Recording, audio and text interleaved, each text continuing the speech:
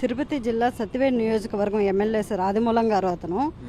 అతను గత 3 నెలలుగా నన్ను బ్లాక్మెయిల్ చేస్తూ నా మొబైల్ నెంబర్ తీసుకుని నాకు కాల్స్ చేస్తూ నువ్వు నాకు లొంగవలసిందేను, లేదంటే మీ ఫ్యామిలీని మీ పిల్లల్ని అందరినీ నేను హత్య చేస్తానని చెప్పి నన్ను బ్లాక్మెయిల్ చేసేవాడు. నేను ఎవరికి చెప్పుకోలేక నేను వెళ్ళి అతనికి లొంగడం జరిగింది.